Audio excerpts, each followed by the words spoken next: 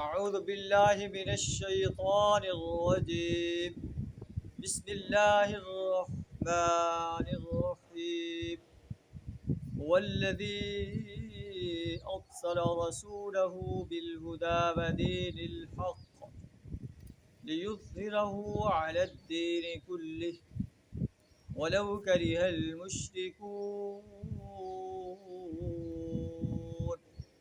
صدق اللہ العظیم۔ سورہ الصف آیت نمبر 9 آپ کے سامنے تلاوت کی ہے، جس کا ترجمہ کچھ طرح ہے: والذی ارسل رسولہ بالہدی ودین الحق، اللہ وہ ہستی ہے جس نے اپنے رسول کو ہدایت اور دین حق دے کر بھیجا، لیظہرہ علی الدین کلہ، تاکہ اسے پورے کے پورے دین پر غالب کر دے، ولو کرہ المشرکون، چاہے مشرکین کو یہ بات کتنی ہی ناگوار کیوں نہ ہو۔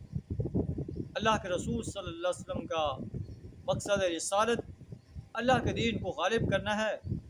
مشرکین اللہ کے دین کو ناکام کرنے کے لیے کوشاں ہیں۔ اللہ فرماتا ہے کہ اللہ اپنے دین کو غالب کر کے رہے گا۔ آپ صلی اللہ علیہ وسلم کا مقصد رسالت دین اسلام کو غالب کرنا ہے، باطل نظاموں کو مٹانا ہے۔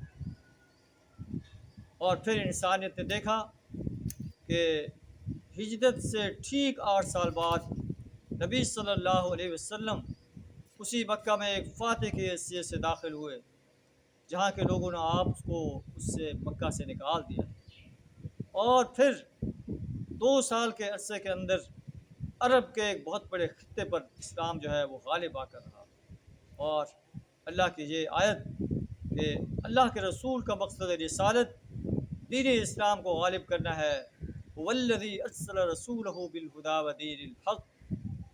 آئیے نبی صلی اللہ علیہ وسلم کے بعد ہمارا یہ فرض بنتا ہے کہ ہم دین اسلام کو غالب کرنے کے لیے میدان عمل میں آنے کی جرت کریں۔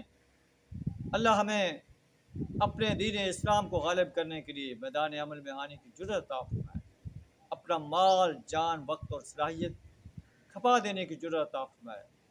موجودہ حالات میں فلسطین اور کشمیر کے مظلوم مسلمان بھائی جن پر بمباری کی جا رہی ہے، جنہیں ذبح کیا جا رہا ہے، ہمیں انفرادی طور پر بھی اور اجتماعی طور پر بھی ہمارے مسلم حکمرانوں کو، ہمارے مسلم جرنیلوں کو ان کی مدد کے لیے آنے کی جرأت عطا فرمائے، اپنے وسائل جھونک دینے کی جرأت عطا فرمائے۔